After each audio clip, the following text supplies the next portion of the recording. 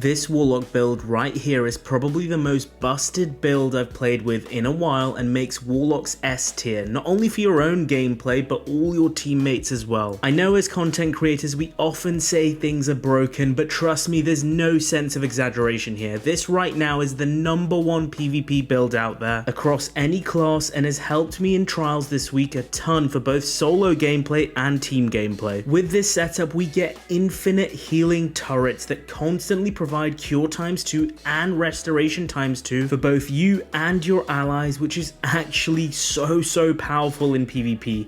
If positioned correctly, you and your teammates will literally never die. We also create orbs of power without any requirement for a kill, so you can get access to radiant and weapon surges, so regardless of what weapon you use, you become more lethal than all of your opponents from the get-go. And then the icing on the cake is that we get access to 400% increased ability regeneration, yes 400% in PvP, so you literally have all of your abilities back for every single trials round, and none of this requires a single kill. The build also has some insane synergy with the best weapon in the Crucible right now, the Khvostov, and I'll touch on that a little bit later. Link for the build will be in the comments or description below. So at the heart of this insane build is the new exotic Warlock helmet, the Speaker's Sight. Now what the Speaker's Sight does is it converts your healing grenade into a healing turret. This healing turret lasts for 15 seconds, which is a considerable amount of time, and every 3 seconds sends out a healing seeker which can heal yourself and allies within a whopping 30-meter range. And these seekers track pretty aggressively. The seekers apply cure for an instant heal and restoration for a heal over time effect as well.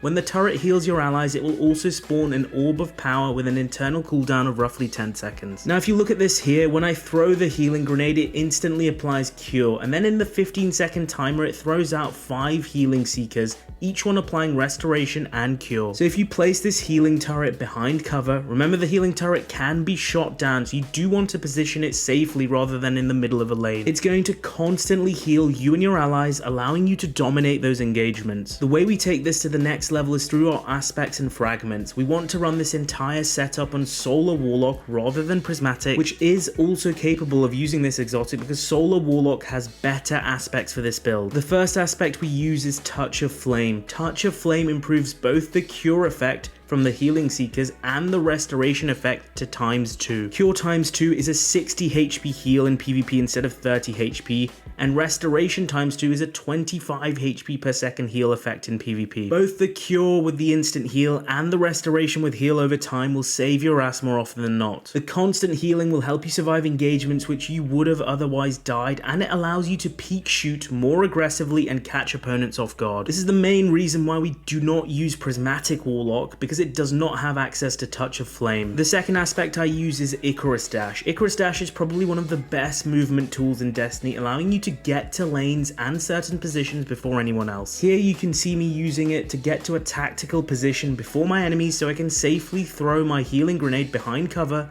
before the enemy can set up in the middle of the map. If you're someone who doesn't like or doesn't want to use Icarus Dash, you can also use the other aspect, Helion, which gives you a solar buddy for 20 seconds whenever you cast your class ability. Helion can be useful in applying further pressure as it launches solar projectiles up to 40 meters away which do 38 damage and apply Scorch, which means enemies will take longer before they heal. But yeah, my personal preference is Icarus Dash for sure. The way we gain our healing grenade back so we can set up a turret every round, whether it's trials or competitive, is through a combination of things. We have our Armour Mod set up so we generate more orbs along with the healing turret orbs, and our mods give us more grenade energy, and I'll show that a little later. But the more important method is through our fragments, the main fragment being Ember of Benevolence. Ember of Benevolence provides you with 400% increased ability regeneration, yes 400% even in PvP, whenever you apply cure, restoration, or radiant to allies. This means when your healing turret heals a teammate, not only does it provide you with an orb of power which gives you super and ability energy, but it also triggers Ember of Benevolence. In a trials round or a competitive round, this will trigger a few times per round, meaning you should have your healing grenade back nearly every round. round. Let's go over our other fragments. I run Ember of Solace because this extends both of our restoration and radiant timers. So now when a healing seeker heals you, it will go from 4 seconds of restoration times 2 to 6 whole seconds. It also extends your radiant timer from 10 seconds to 15 seconds, which means you can spend more time looking for enemies before gunning them down. Our last two fragments are Ember of Mercy, which gives you and your allies restoration times 1 for over 7 seconds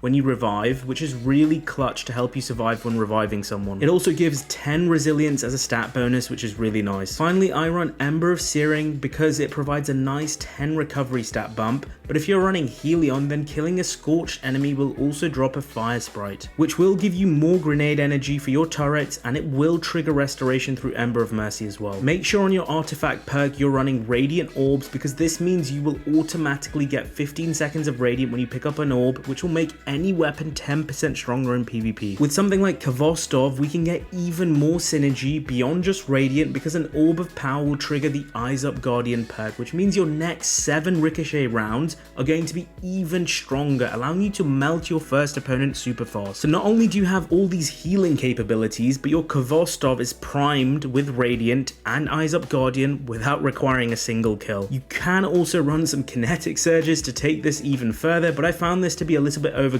and not necessary. In terms of our class ability, you want to use Phoenix Dive. Phoenix Dive is a brilliant movement ability that also heals you via Cure times 2 for a nice 60 HP heal. It's a lifesaver in so many situations and can really turn the tide of battle, thanks to both the movement tech it provides and the heal. I also find this much better for a run and gun playstyle than any of the rifts which make you stationary. And if you ever Phoenix Dive next to an ally, you'll also heal them and trigger Ember of Benevolence as well. Our melee of choice doesn't really matter. I ended up using Incinerator Snap purely because I don't particularly like aiming when finishing off weak enemies, but you can use Celestial Fire instead if you prefer that. Our super is Well of Radiance. It has one of the shortest cooldowns for Trials of Osiris, and with all the orbs you generate, I found myself getting my super more often than not when it goes down to those 4-3, 4-4 rounds. And despite the nerf, Well of Radiance is still a brilliant super for Dominion Trials. Let's go over our Armour Mods. The priority here is to maximize orb generation and grenade energy regeneration. On my class item, I run 1 Reaper mod, so after using Phoenix Dive, my next weapon kill within 10 seconds will generate an Orb of Power. We also run 2 Bomber mods, so whenever I use my Phoenix Dive, I get a chunk of grenade energy. Sometimes I waste my Phoenix Dive just to get a healing turret back if I'm close to it,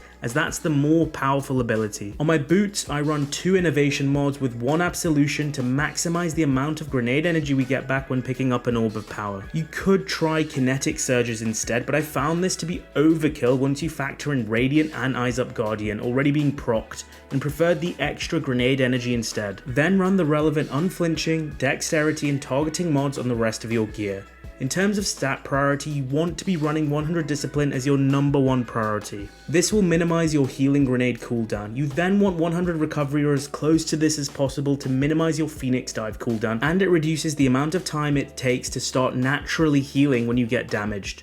Then aim for 7 Resilience or as close to this as possible, as 7 is a good threshold to survive a lot of key weapons and weapon perks in the Crucible. If you have amazing gear, you could go for 10 Resilience here and go for triple 10. Then aim for Intellect, Strength, and Mobility in that order. So there you have it, my Speaker's Sight Warlock build that absolutely dominates the Crucible and makes you and your teammates an unkillable machine. You thought one of these was powerful on a team? Try 3, you will literally annoy the hell out of everyone. If you enjoyed what I talked about today, remember to smash the like button and subscribe to the channel for more Destiny builds, both PvP and PvE. I'm Mr. Ronnet, and that's it for today. Peace out, guys.